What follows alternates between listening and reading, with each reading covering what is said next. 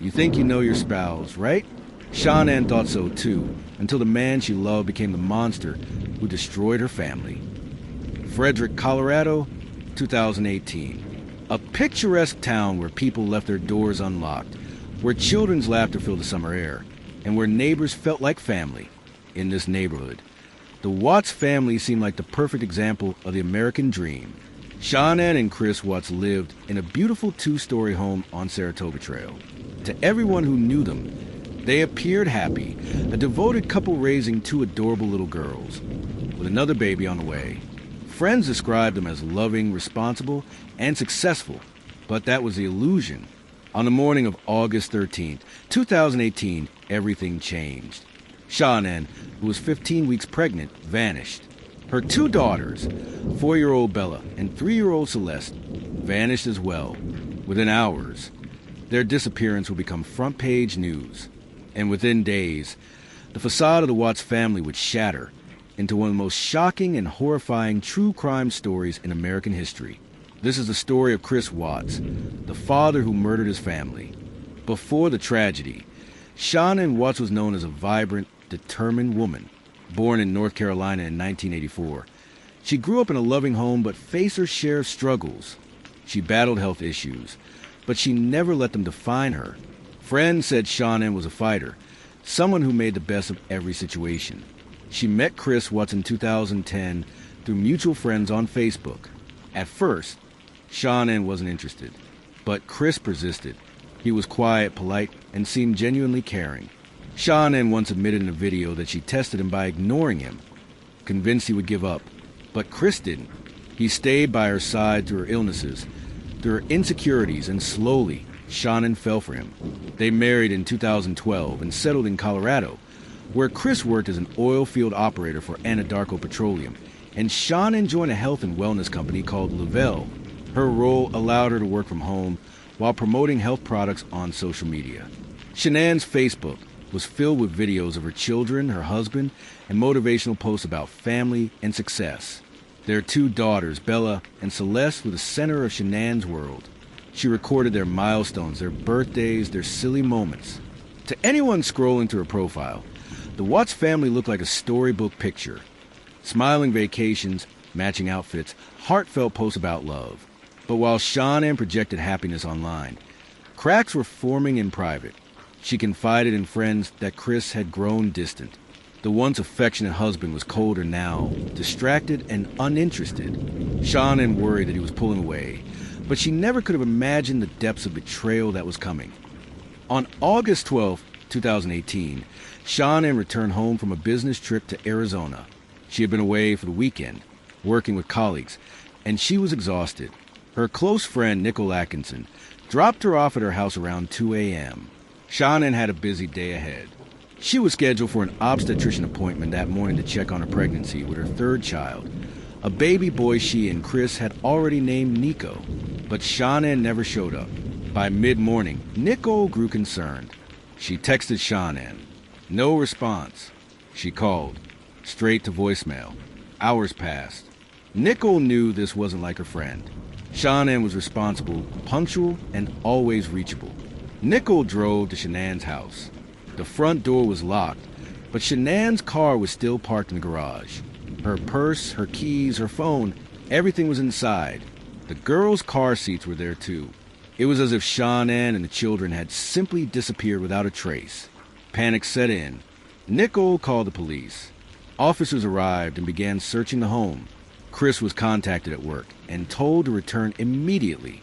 When he pulled up, neighbors and officers were already waiting. They noticed Chris seemed oddly calm. He spoke casually, even joking at times. But something felt off.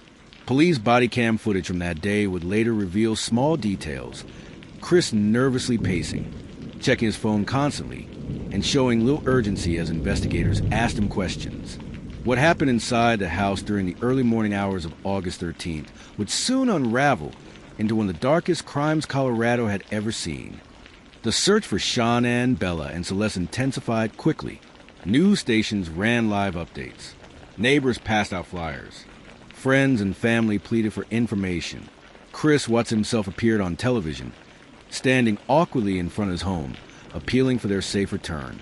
He told reporters, "If somebody has them, please bring them back. I need to see everybody. This house is not complete without anybody here." But as he spoke, viewers couldn't help noticing his strange demeanor. He kept his arms folded tightly. He rocked on his feet. He never shed a tear. To the world, Chris Watts did not look like a grieving husband. He looked like a man hiding something. Behind the scenes, investigators were already suspicious. They interviewed friends and co-workers. They pulled phone records. They examined surveillance footage from neighbors' cameras. One neighbor told detectives Chris's behavior was unusual. He never backed his work truck into the driveway until that morning. Security cameras confirmed it. Around 5 a.m., Chris had parked his truck in the driveway for nearly an hour, loading it with something heavy before driving off. It was a chilling clue, and when police asked Chris to take a polygraph test, he agreed. Perhaps he believed he could fool it, but the results would expose him completely. The polygraph was administered on August 15th. Investigators asked Chris direct questions. Did he know where his wife and children were? Did he cause their disappearance? Did he lie to the public? The machine detected deception with each answer. Chris Watts failed. Detectives leaned in, pressing harder. And then another bombshell surfaced. Chris had been having an affair. For months, he had been secretly involved with a co-worker named Nicole Kessinger. Nicole later told police she believed Chris was in the process of separating from Shanann. He had promised her a new life, one without his family. Chris began working out more, changing his appearance, and withdrawing emotionally from Shanann.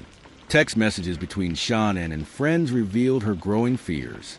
She wrote that Chris was acting cold, refusing intimacy, and avoiding conversations about their marriage. When Shanann confronted him, Chris brushed her off, insisting he was simply tired from work. But detectives now saw the pattern. Chris wanted a fresh start, a new relationship, and Shanann, along with her children, stood in the way. With mounting evidence and public suspicion growing, detectives gave Chris an ultimatum: tell the truth. At first, Chris offered a partial confession. He claimed he had strangled Shanann after seeing her harm the children. But investigators weren't convinced.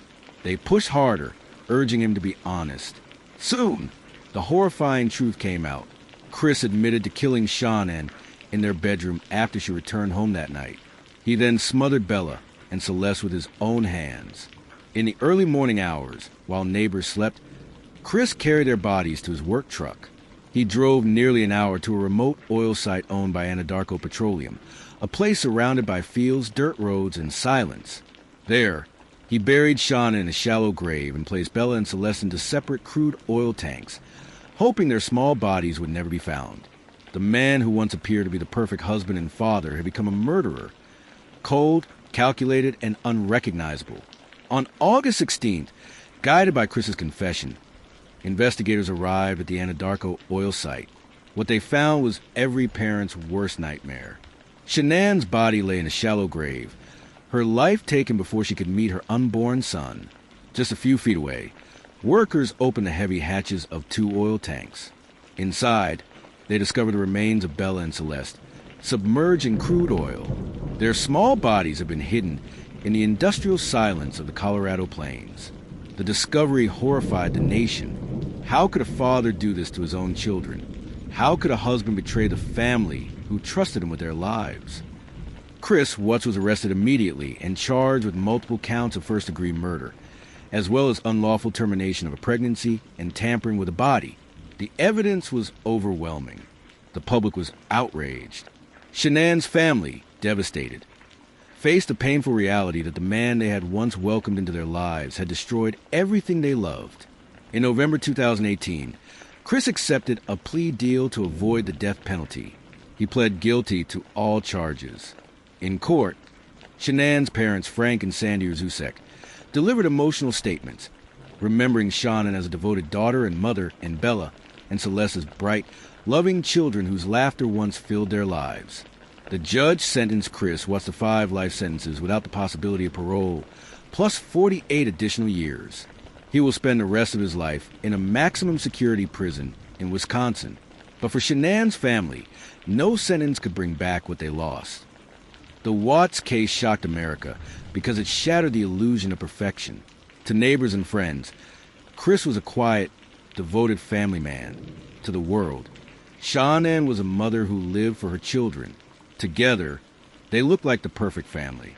But appearances can lie. Behind closed doors, resentment brewed, secrets festered, and one man's selfish desires led to unthinkable violence. Even now, years later, people still ask, why? Why would a father destroy the very people who loved him? Why would he erase the future of his unborn son, Nico? There are no answers that can make sense of such evil. What remains are the memories of Shanann's determination, of Bella's sweet songs, of Celeste's playful spirit, and of the life that should have been. Chris Watts is remembered not as the man who fooled the world with a smile, but as a husband and father who carried out one of the most shocking family murders in modern history. And the house on Saratoga Trail still stands, a haunting reminder that sometimes darkness lives in the places we least expect. What do you think drives someone to betray and destroy the people they should love most? Share your thoughts in the comments.